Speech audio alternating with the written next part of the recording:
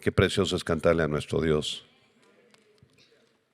¿Qué vamos a hacer toda la eternidad cuando lleguemos al cielo?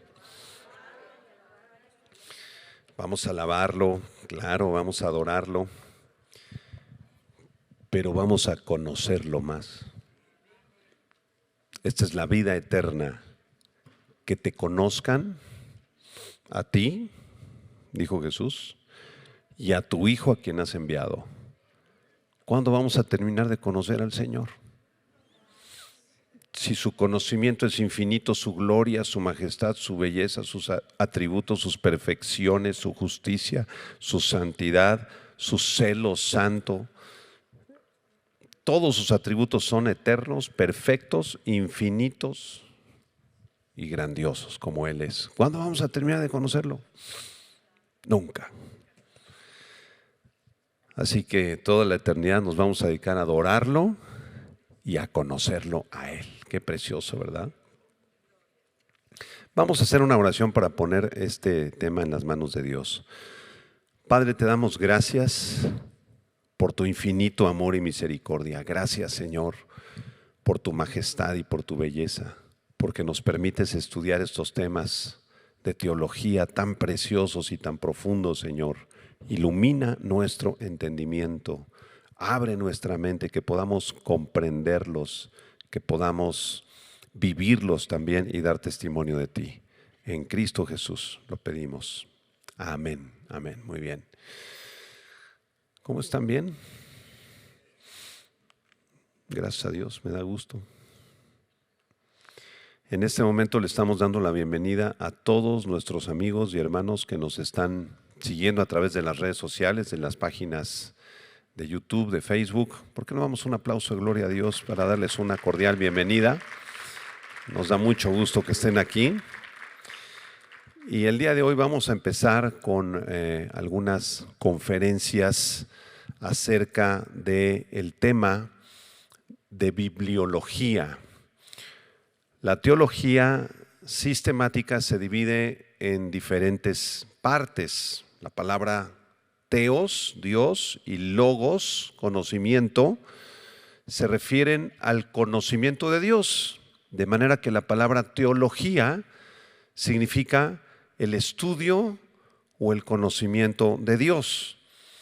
Y la teología tiene varias ramas. Hay una rama que se llama la teología histórica, que estudia la evolución de las doctrinas cristianas a lo largo de los 20 siglos de historia del cristianismo. Otra rama se llama la teología bíblica, que estudia las diferentes teologías que se encuentran dentro de la Biblia. Por ejemplo, la teología del Antiguo Testamento, la teología del Nuevo Testamento, la teología mosaica, la teología de los Salmos, la teología de Pablo, la teología de Juan, etcétera. Pero hay otra rama de la teología que se llama la teología sistemática, que intenta sistematizar los temas bíblicos y hablar de cada tema que surge en la Biblia, tomando en cuenta los 66 libros de las Escrituras y además intentando dar una aplicación práctica de esos temas para la vida cotidiana.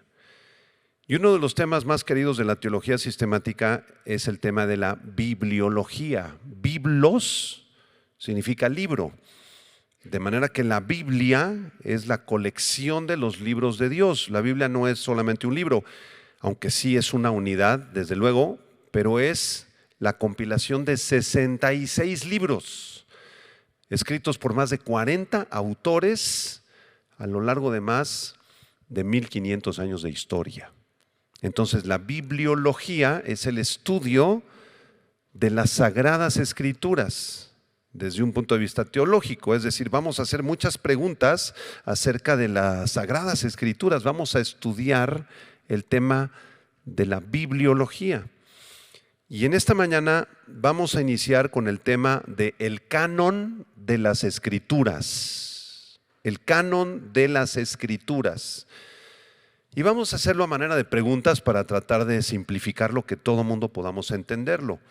La primera pregunta que vamos a formular es la siguiente: ¿qué es el canon? ¿Qué es el canon de las Escrituras?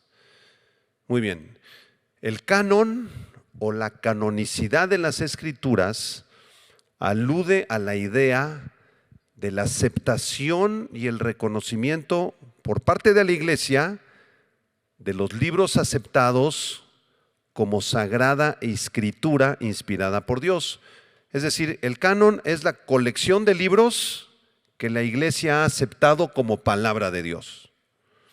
¿Cuántos libros ha aceptado la Iglesia como palabra de Dios? Bueno, en el canon protestante, lo vamos a ver más adelante, existen 66 libros y esos 66 libros son aceptados como sagradas escrituras. La palabra canon proviene del griego canón, con K, canón, que en su origen significaba una caña o una vara. ¿Qué era un canón? Una vara, una caña que se utilizaba en la antigüedad como instrumento de medición. Era como el metro contemporáneo. Pásame el metro para medir aquí cuánto tiene de alto y de ancho este muro. Bueno, anteriormente no habían metros, habían cañas o canons, ¿sí? Ahora, fíjense bien, ¿quién decide qué libros deben entrar en el canon de las Escrituras? Como ya lo vimos, la palabra canon es una caña de medir. ¿Quién va a decidir cuál es la medida de la Biblia? ¿Cuáles son los libros que entran o los libros que no entran? ¿Quién tomó estas decisiones? ¿En base a qué se tomaron estas decisiones? Porque esto es importantísimo, ¿están de acuerdo? Muy bien, hay dos puntos de vista para poder contestar esta pregunta. El punto de vista histórico y el punto de vista bíblico. Y dependiendo de cuál escojamos, será el canon que aceptemos. Vamos a estudiar el punto de vista histórico. Desde un punto de vista histórico, el canon se ha definido de dos formas. En primer lugar, el punto de vista tradicional del catolicismo romano, escuchen, sostiene que la Biblia es una colección autorizada de escritos. Es decir, la Biblia contiene los libros que la Iglesia ha recopilado y establecido como verdaderos, como inspirados por Dios. Según este punto de vista, la Iglesia decide qué libros forman parte del canon y qué libros no forman parte del canon. Este es el punto de vista histórico. La Iglesia gobierna sobre el canon y los miembros de la Iglesia, las autoridades de la Iglesia, son las que deciden qué libros entran y qué libros no entran. Este es el método, o el punto de vista histórico, que se ha usado en el catolicismo romano desde siempre. Es decir, el concilio de los cardenales y de la tradición católica romana es la que escoge qué libros entran y qué libros no entran. La Iglesia gobierna sobre el canon. ¿Qué les parece este punto de vista? Bueno, vamos a compararlo con el otro punto de vista, con el punto de vista bíblico. El punto de vista bíblico entiende que el canon es una recopilación de escritos divinamente autorizados. No es la Iglesia la que determina qué libros son o no inspirados por Dios y forman parte de las Escrituras, sino que es Dios mismo, con su divino poder, que ha inspirado las Escrituras, la medida por la cual vamos a ver si esos libros entran o no. Dios mismo, con su Espíritu Santo inspirando las Escrituras, es la autoridad. Entonces, a diferencia del punto de vista histórico, donde la Iglesia gobierna sobre el canon, en el punto de vista bíblico, el canon gobierna sobre la Iglesia. Es al revés. Es al revés. De manera que el pueblo de Dios, la Iglesia, se limita a reconocer la autoridad de los documentos. La Iglesia no decide cuál documento entra y cuál sale. La Iglesia simplemente acepta la autoridad que contienen esos documentos como palabra de Dios. ¿Qué diferencia tan grande? ¿Cuál de los dos puntos de vista vamos a adoptar con motivos de estas enseñanzas, de esta clase? ¿El punto de vista histórico donde la iglesia gobierna sobre el canon, o el punto de vista bíblico donde el canon gobierna sobre la iglesia? ¿Cuál de los dos será el adecuado? El bíblico, porque nosotros no tenemos ninguna autoridad para determinar qué libros son inspirados y qué libros no son inspirados. El único que tiene esa autoridad es el Espíritu Santo. ¿Están de acuerdo? Vamos a hablar ahora de la importancia del canon. ¿Será importante determinar qué libros son parte de la Biblia y qué libros no son parte de la Biblia, hermanos? Claro que es de vital importancia. ¿Por qué es tan importante este tema del canon de la Biblia, hermanos? Porque la Biblia contiene las palabras con las cuales nutrimos nuestra vida espiritual, ni más ni menos. De manera que si yo quiero nutrir mi vida con un libro que no es parte de las Sagradas Escrituras, voy a empezar a comer comida chatarra, voy a acabar desnutrido y voy a terminar creyendo una doctrina falsa. Si yo creo que algún libro forma parte de las Escrituras, pero en realidad no forma parte de las Escrituras, voy a comenzar a alimentarme de chatarra, hermanos. Hay que tener mucho cuidado para saber cuáles son los libros del canon. Vamos a Deuteronomio capítulo 32, por favor. Vamos a ver este versículo tan importante que aparece en Deuteronomio 32, 44 al 47. Y vamos a notar aquí lo que dice Moisés al pueblo de Israel respecto a las Sagradas Escrituras, porque este tema está en la Biblia, claro que está en la Biblia. Vamos a ver lo que le dice Moisés a Israel respecto a la Biblia. ¿Ya lo tienen? Deuteronomio 32, 44. Dice: vino Moisés y recitó todas las palabras de este cántico, de los capítulos anteriores y del capítulo 32, a oídos del pueblo, él y Josué, hijo de Nun. Y acabó Moisés de recitar todas las palabras a todo Israel. Y les dijo: aplicad vuestro corazón a todas las palabras que yo os testifico hoy, para que las mandéis a vuestros hijos, a fin de que cuiden de cumplir todas las palabras de esta ley. Subrayen el verso 47, por favor. Porque no es cosa vana. No es algo simple, no es algo sin importancia, no es cosa vana. Es vuestra vida, dice Moisés. Y por medio de esta ley haréis prolongar vuestros días sobre la tierra a donde vais, pasando el Jordán, para tomar posesión de ella.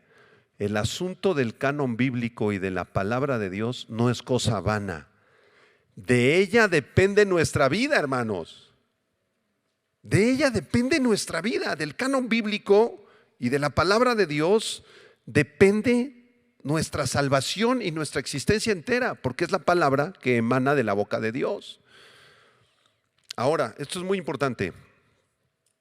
Noten lo siguiente: quienes deseen añadirle enseñanzas al canon o quitarle enseñanzas al canon de la Biblia, caen bajo el juicio de Dios. Esto está prohibidísimo en la Biblia. Si Dios ha cerrado su canon y nos ha revelado los libros que pertenecen al canon, yo no puedo añadirle cosas al canon, ni quitarle cosas al canon. Por eso es tan peligroso decir algo como: hermano, es que Dios me dijo, Dios me reveló.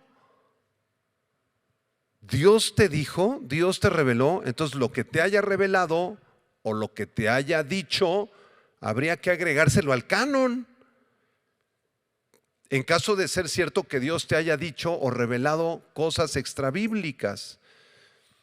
Entonces, cuando nosotros venimos a la Biblia y comprendemos un pasaje más profundamente, nunca digan: Dios me reveló. No, Dios no te reveló nada. Dios te iluminó para comprender el pasaje. Pero Dios no te reveló nada nuevo, porque el canon ya está completo. Entonces tengamos mucho cuidado con estos hermanitos que a veces son por inmadurez, son muy inmaduros y llegan y nos dicen: es que Dios me reveló esta palabra, hermano. ¿Y qué te dijo? Y se sueltan con una letanía de cosas que ni siquiera están en la Biblia. Entonces hay que agregarle el libro 67 a la Biblia en caso de que sea cierto de que Dios te haya revelado algo. Pero Dios ya no revela absolutamente nada. En Hebreos capítulo 1 dice que Dios nos habló de muchas formas y de muchas maneras a través de los padres por los profetas en otros tiempos, pero que en estos últimos días nos ha hablado por el Hijo, a quien constituyó heredero de todo y por quien asimismo hizo el universo. De manera que cualquiera que quiera añadirle profecías nuevas, revelaciones extrabíblicas, nuevas revelaciones a la Biblia, cae bajo un juicio muy grave de Dios. Deuteronomio capítulo 4, por favor. Todo lo que digamos aquí vamos a sustentarlo con versículos bíblicos para confirmar que viene de Dios. Deuteronomio 4 del 1 al 6. Vamos a leerlo juntos. ¿Qué dice? Ahora pues, oh Israel, oye los estatutos y decretos que yo os enseño para que los ejecutéis y viváis y entréis y poseáis la tierra que Jehová el Dios de vuestros padres os da. No añadiréis a la palabra que yo os mando, ni disminuiréis de ella, para que guardéis los mandamientos de Jehová vuestro Dios que yo os ordeno. Vuestros ojos vieron lo que hizo Jehová con motivo de Baal Peor, que a todo hombre que fue en pos de Baal Peor destruyó Jehová tu Dios de en medio de él. Mas vosotros que seguisteis a Jehová vuestro Dios, todos estáis vivos hoy.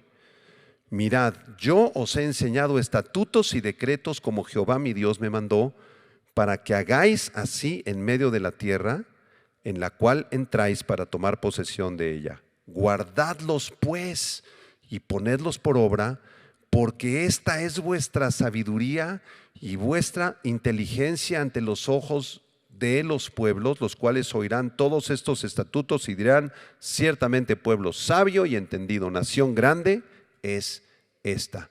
¿Notaron la enseñanza en el versículo 2? No añadiréis a la palabra que yo os mando, no disminuiréis de ella absolutamente nada. Apocalipsis capítulo 22, ahora vamos al último libro del canon. Apocalipsis 22, 18 y 19. Esto es muy importante, hermanos. Un día me encontré un hermano que me dijo: pastor, yo nada más creo en los evangelios. Las cartas de Pablo hablan mucho en contra de la mujer. Entonces, yo no creo en las cartas de Pablo, yo nada más los evangelios. Le dije: hermano, estás totalmente equivocado. Las cartas de Pablo en ningún momento hablan en contra de la mujer. Estás mal informado, hermano. Al contrario, le dan un valor extraordinario a la mujer. ¿No las has leído? No, pues yo no creo en eso. Y agarró su Biblia y le arrancó todas las cartas de Pablo con unas tijeras. Le dije: hermano, estás en un error muy grave, puedes caer bajo maldición de Dios. ¿Pero por qué, pastor? Apocalipsis 22, 18 y 19, vamos a ver qué dice. Vamos a leerlo. Yo testifico a todo aquel que oye las palabras de la profecía de este libro: si alguno añadiere a estas cosas, Dios traerá sobre él las plagas que están escritas en este libro. Y si alguno quitare de las palabras del libro de esta profecía, Dios quitará su parte del libro de la vida y de la santa ciudad y de las cosas que están escritas en este libro. Hermanos, el canon está cerrado.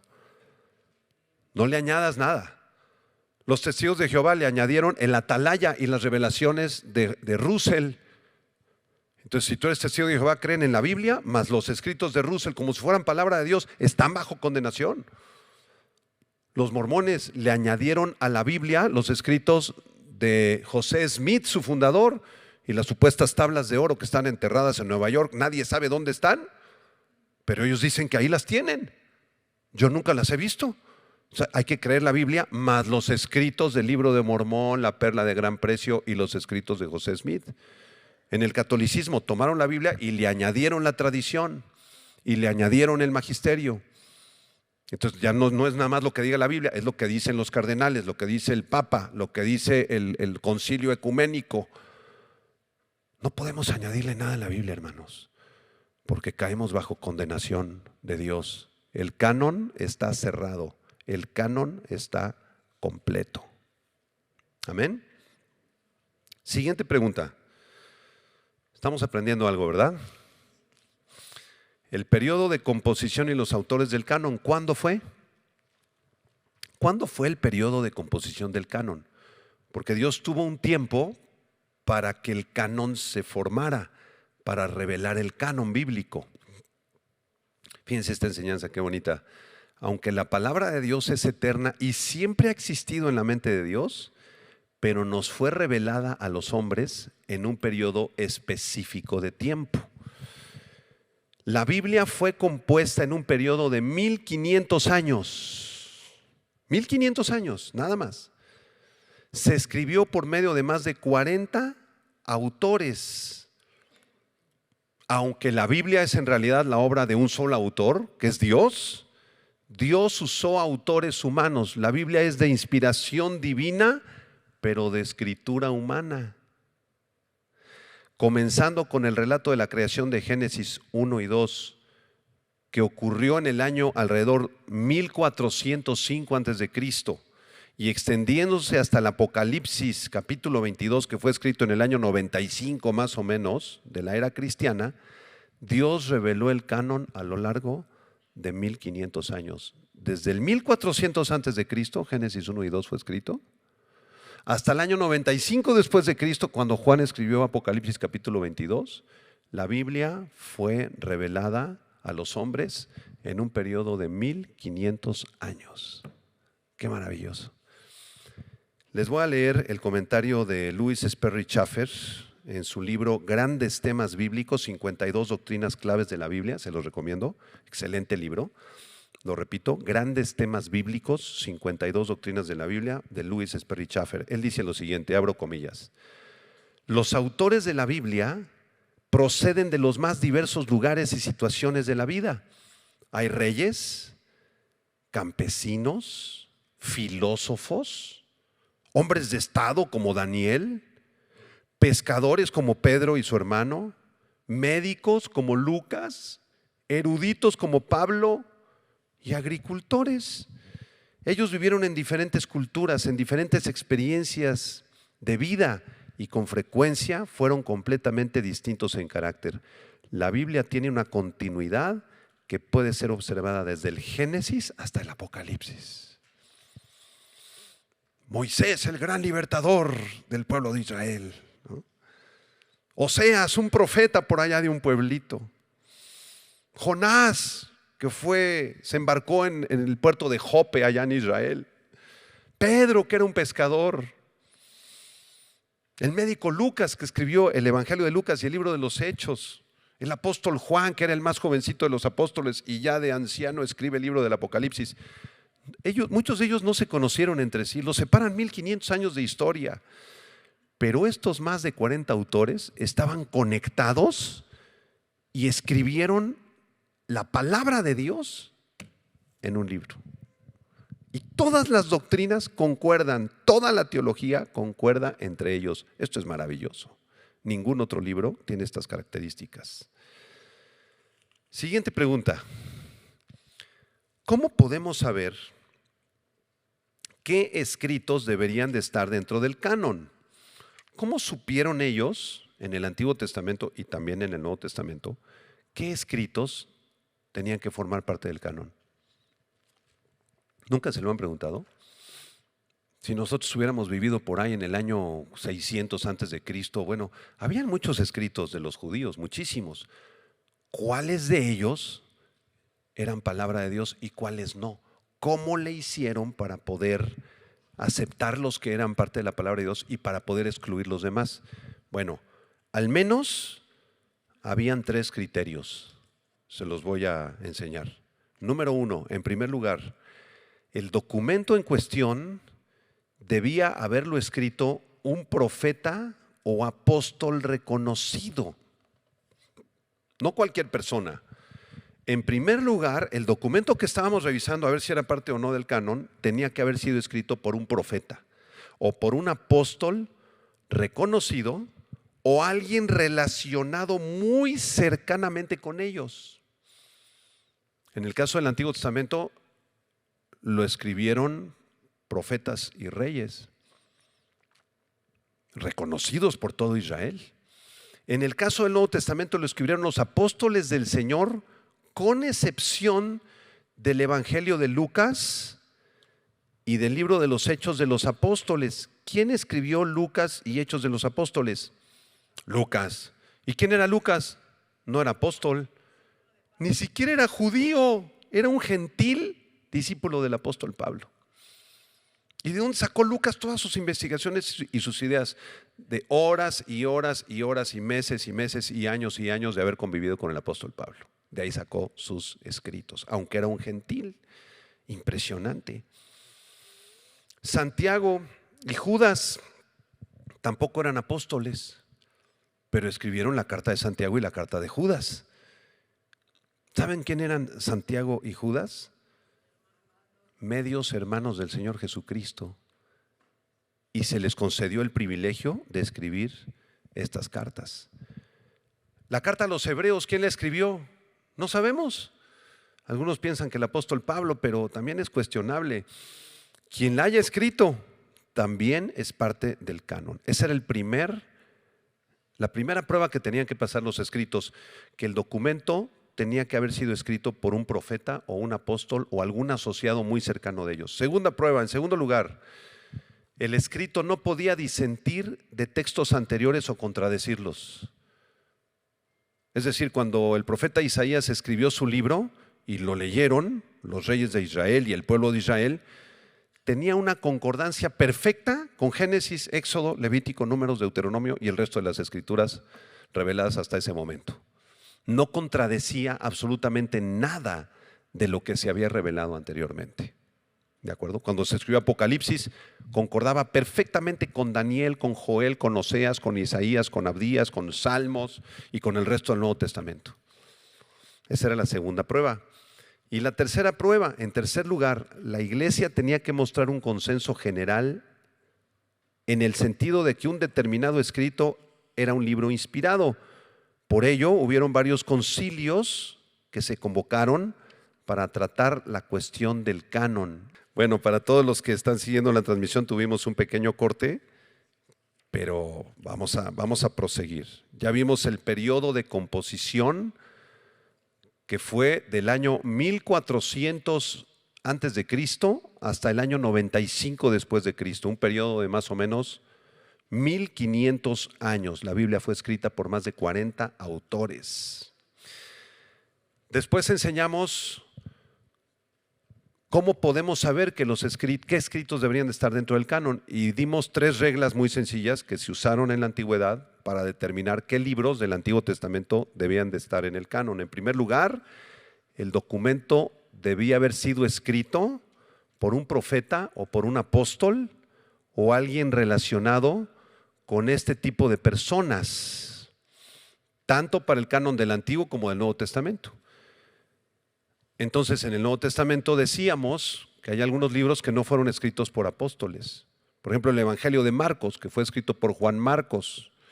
Él no era apóstol, pero estaba asociado con los apóstoles. Lucas escribió el Evangelio de Lucas y el libro de los Hechos, pero no estaba asociado, no era un apóstol, más bien estaba asociado con el apóstol Pablo.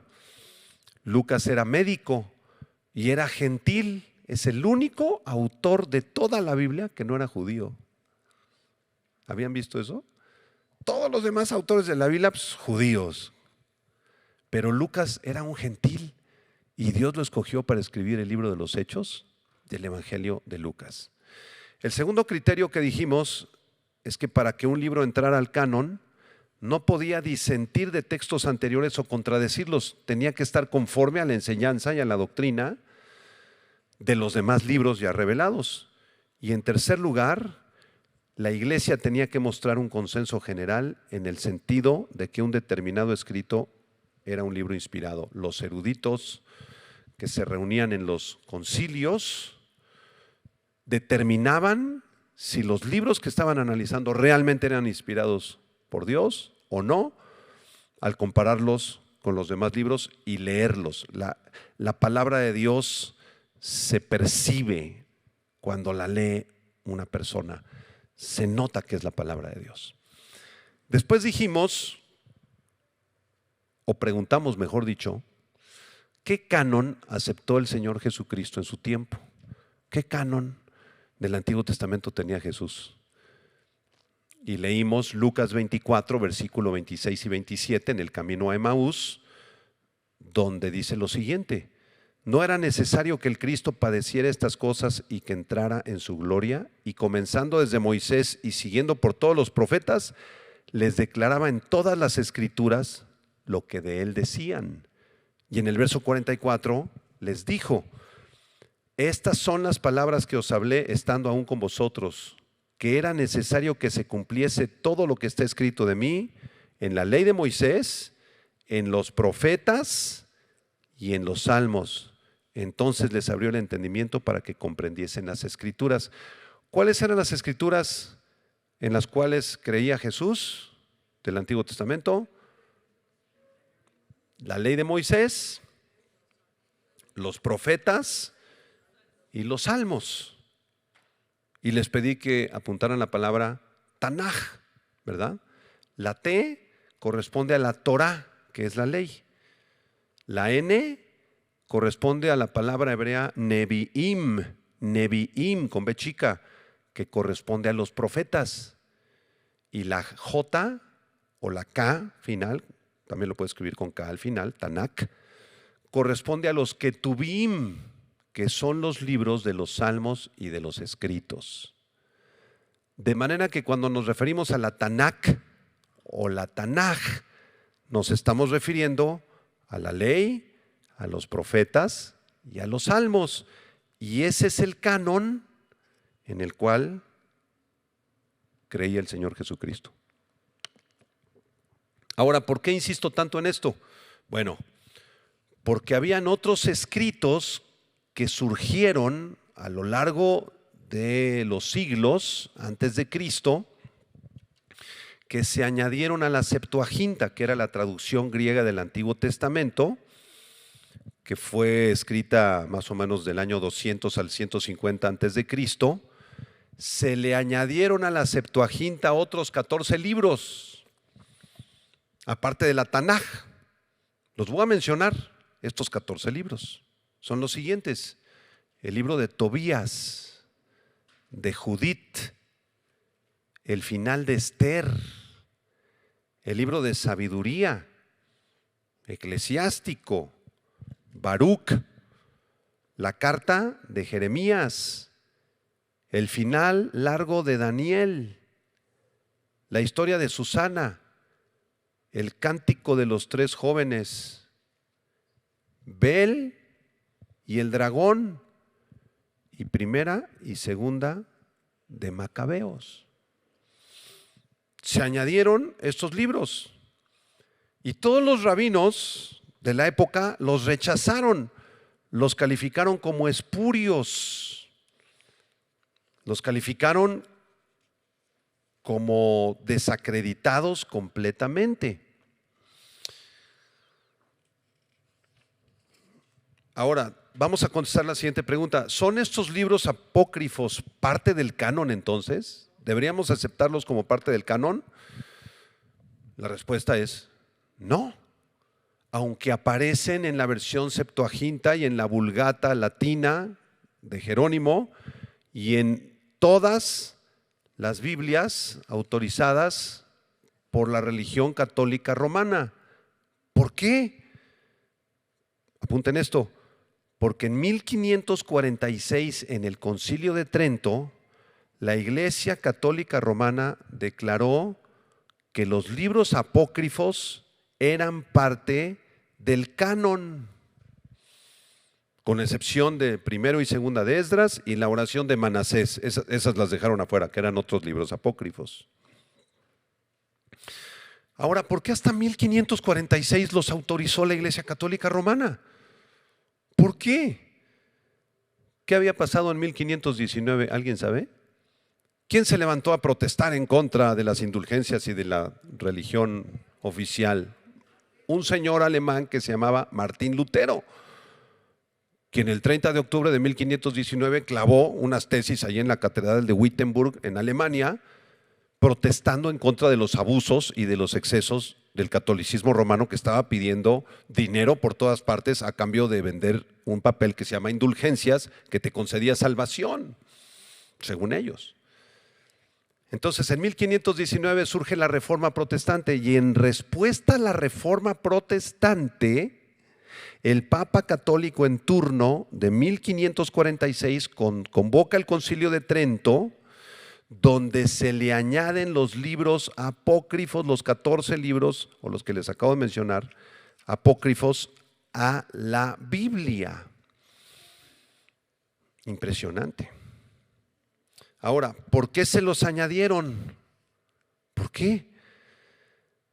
La respuesta es muy interesante. Le añadieron estos libros apócrifos a la Biblia, que no formaban parte del canon, porque estos libros contenían respaldo para ciertas doctrinas católicas que no estaban en la Biblia. ¿Cuáles doctrinas católicas no se encontraban en la Biblia?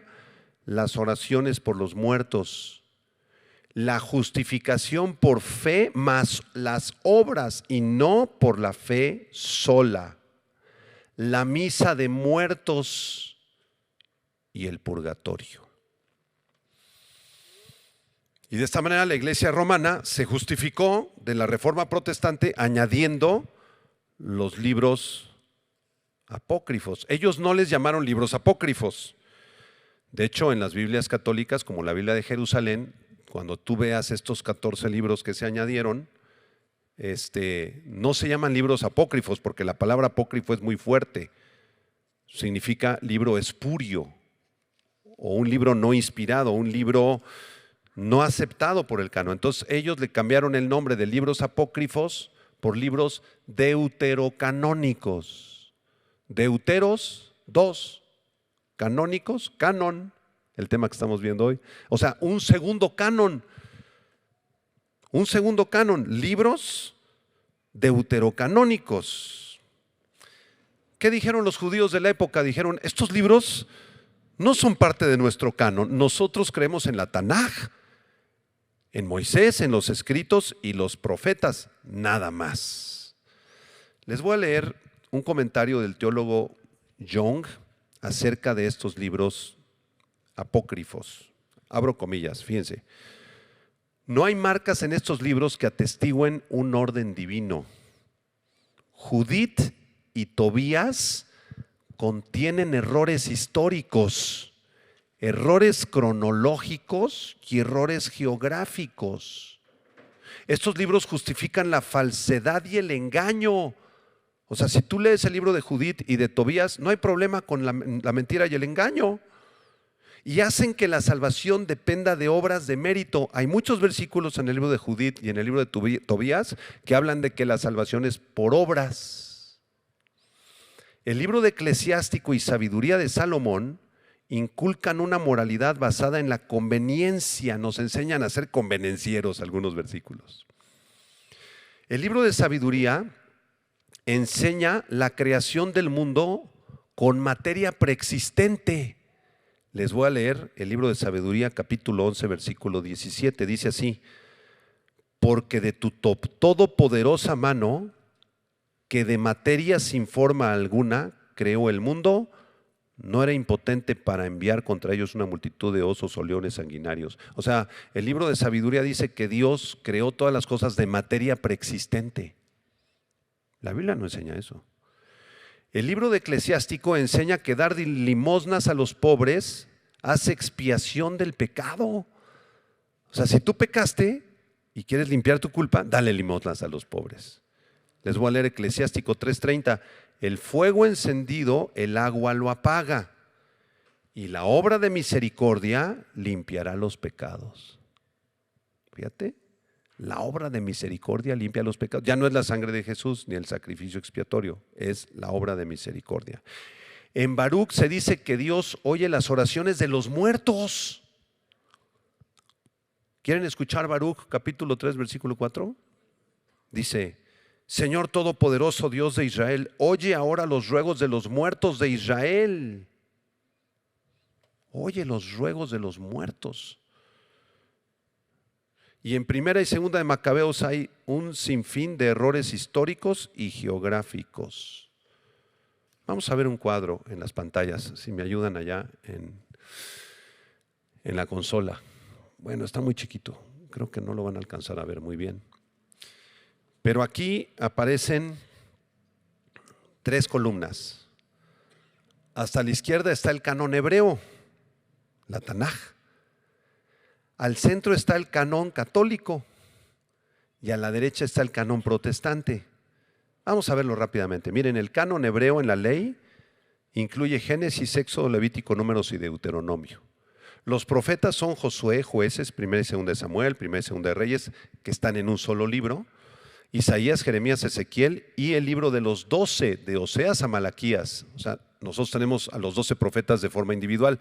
En la Tanaj no, los 12 son un solo libro, pero es el mismo canon, el mismo contenido. Y el libro de los escritos son los Salmos, Job, Proverbios, Ruth, Cantares, Eclesiastés, Lamentaciones, Esther, Daniel, Esdras y Nehemías y primero y segundo libro de Crónicas en un solo libro. Si ustedes comparan el canon hebreo al canon protestante, es exactamente el mismo, con la única diferencia que nosotros tenemos a los profetas separados en 12 libros y ellos los tienen en un solo libro. Nuestro primer y segundo libro de Samuel, de Reyes y de Crónicas los tenemos separados en 2 libros y ellos los tienen en un solo libro. Pero el contenido del canon hebreo al canon protestante es idéntico. A ellos les suman 24 libros, a nosotros nos suman 39, pero el contenido es el mismo. Nosotros también tenemos la Tanaj, pero la hemos organizado de manera distinta nada más. El contenido es idéntico. Vamos a ver ahora el canon católico. Ellos tienen el Pentateuco, Génesis, Éxodo, Levítico, Números y Deuteronomio. Tienen los libros históricos de Josué, Jueces, Ruth, primera de Samuel, segundo libro de Samuel, primer libro de Reyes, segundo libro de Reyes, primer libro de Crónicas, segundo libro de Crónicas, Esdras, Nehemías, y le añadieron Tobías, Judith y el resto del final largo de Esther. Estas son añadiduras de libros no autorizados. Después vienen los libros de poesía, Job, Salmos, Proverbios, Eclesiastés, Cantar de los Cantares, y le añadieron 2, donde se enseña el culto a los muertos y doctrinas equivocadas. Sabiduría y Eclesiástico se lo añadieron. Y después vienen los libros de los profetas, Isaías, Jeremías, Lamentaciones, le añadieron Baruch y la carta de Jeremías, Ezequiel, Daniel. En Daniel le añadieron un final largo. Y después vienen todos los demás profetas menores y hasta el final le añadieron 2 libros históricos, primera y segunda de Macabeos, los cuales son libros apócrifos. ¿Qué canon vas a tener tú del Antiguo Testamento? ¿A cuál le vas a creer? ¿Al que le creía Jesús o al que le añadieron en 1546 en el Concilio de Trento para defenderse de la Reforma Protestante? Ahora, el canon protestante, que es el que nosotros tenemos, es el que ustedes conocen en sus Biblias. A ver, díganme los libros del Pentateuco de memoria. Génesis, Éxodo, Levítico, Números y Deuteronomio. Los libros históricos, Josué, Jueces, Ruth, primero y segundo libro de Samuel, primero y segundo libro de Reyes, primero y segundo libro de Crónicas, Esdras, Nehemías y Esther. Los libros poéticos y de sabiduría, ¿cuáles son? Job, Salmos, Proverbios, Eclesiastés y Cantar de los Cantares. ¿Y los profetas menores quiénes son? Bueno, los mayores, Isaías, Jeremías, Lamentaciones, Ezequiel y Daniel. ¿Y los profetas menores? Oseas, Joel, Amós, Abdías, Jonás, Miqueas, Nahum, Habacuc, Sofonías, Ageo, Zacarías y Malaquías. Este canon de 39 libros del Antiguo Testamento es el mismo en el que creía Jesús y todos los maestros de la época de Jesús. Por eso es el canon que nosotros, los cristianos del siglo XXI y de todos los siglos anteriores, hemos creído. Es el canon en el que nosotros hemos confiado. Amén. Vamos a explicar rápidamente el canon del Nuevo Testamento ahora. El Nuevo Testamento fue redactado a lo largo de un tiempo de 50 años. 50 años nada más. Rápido. Fue escrito por 8 o 9 autores. ¿Por qué 8 o 9? Porque la carta a los hebreos no sabemos si la escribió Pablo o no. En caso de que la haya escrito Pablo son 8. En caso de que haya sido alguien más son 9. El Nuevo Testamento consta de 4 evangelios, el libro de los Hechos, y contiene 21 epístolas y el libro del Apocalipsis. ¿Ustedes saben cuál fue el primer libro escrito del Nuevo Testamento? La epístola de Santiago, en el año 45 después de Cristo. Y el último, obviamente, Apocalipsis en el año 95 después de Cristo. Los libros del Nuevo Testamento fueron reconocidos como inspirados por Dios y autoritativos como el Antiguo Testamento. Vamos a ver un par de versículos. Segunda de Pedro 3, 14 al 16. Es importante este tema, hermanos. Súper importante. Segunda de Pedro 3, 14 al 16. ¿Qué dice? ¿Qué dice Pedro? Por lo cual, oh amados, estando en espera de estas cosas, procurad con diligencia ser hallados por Él, por Cristo, sin mancha e irreprensibles en paz. Tened entendido que la paciencia de nuestro Señor es para salvación, como también nuestro amado hermano Pablo, según la sabiduría que le ha sido dada, os ha escrito casi en todas sus epístolas, hablando en ellas de estas cosas, entre las cuales hay algunas difíciles de entender, las cuales los indoctos e inconstantes tuercen, como también, ¿qué dice ahí? Las otras escrituras para su propia perdición. La palabra escrituras proviene de la palabra gramates en griego, de donde viene la palabra gramática, se refiere al canon. O sea, la palabra escrituras se refería siempre a los 39 libros del Antiguo Testamento, siempre. Pero Pedro aquí lo está aplicando a las escrituras de Pablo. Está autorizando todas las epístolas de Pablo como escrituras, al mismo nivel que las del Antiguo Testamento. ¿Sí me explico? Por eso sabemos que todas las escrituras del apóstol Pablo y las demás, porque dice las otras escrituras, eran consideradas como inspiradas por Dios al mismo nivel que el canon del Antiguo Testamento. Les voy a dar otro ejemplo. Primera de Timoteo 5, 18. Vean qué hermoso. Primera de Timoteo 5, versículo 18. Vamos a leerlo juntos. ¿Qué dice?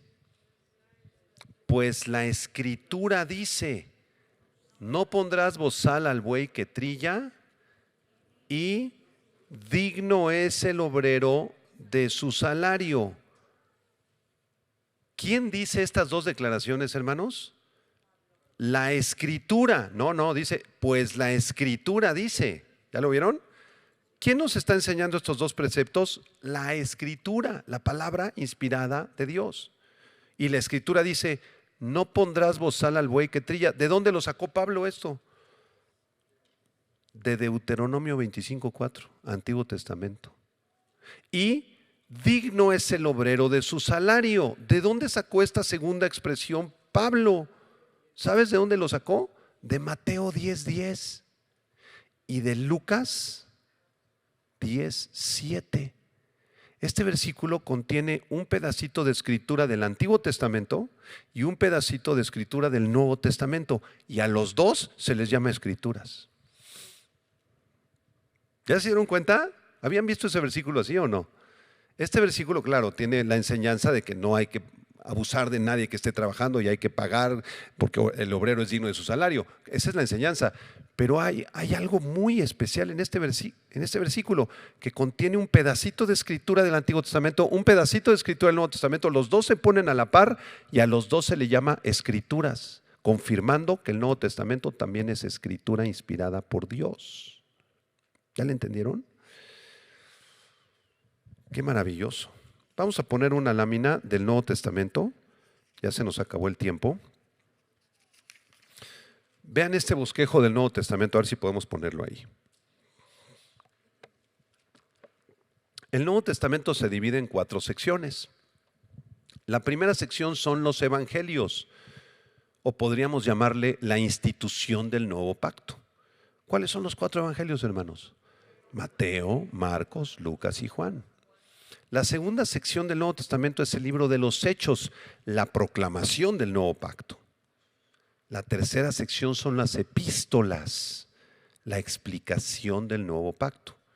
Y las epístolas tienen 4 grupitos.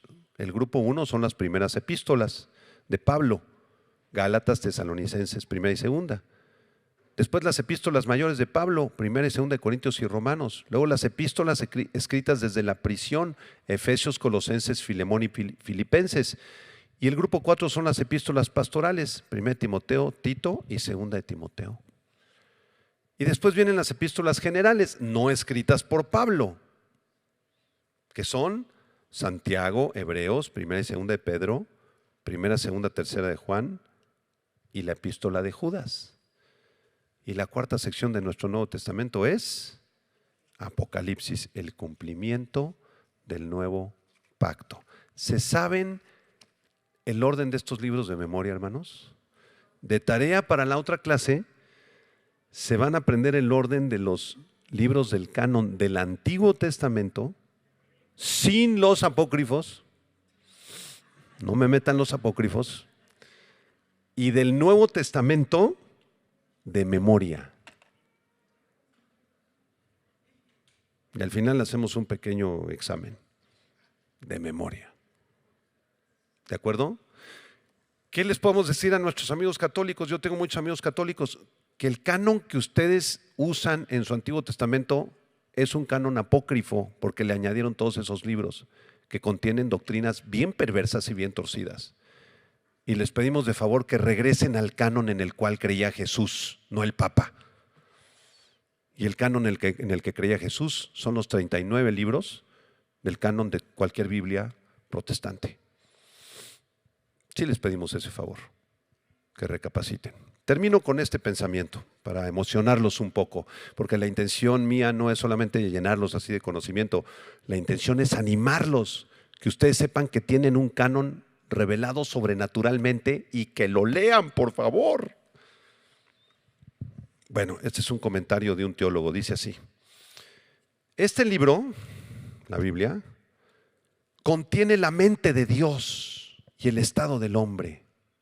Contiene el camino de la salvación y la perdición de los pecadores y la felicidad de los creyentes.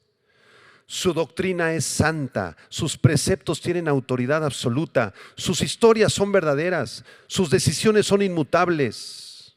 Léalo para ser sabio, créalo para ser salvo, practíquelo para ser santo. Este libro contiene luz para ser dirigido, alimento para ser sustentado, consuelo para ser alentado. Es el mapa del viajero, la vara del peregrino, la brújula del piloto y la espada del soldado. Aquí el cielo es abierto y las puertas del infierno son descubiertas. Cristo es el tema principal, nuestro bien, su diseño y la gloria de Dios, su fin. Debe llenar tu memoria, dominar tu corazón y guiar tus pies. Léela atentamente. Léela lentamente, con frecuencia y siempre en oración, porque este libro es una mina de riquezas, salud para el alma y un río de bendiciones. Le es dada aquí en esta vida y será abierta en el juicio y será establecida para siempre. Demanda la responsabilidad más elevada, recompensará la labor más grande y condenará a todos aquellos que la tomen a la ligera en su contenido.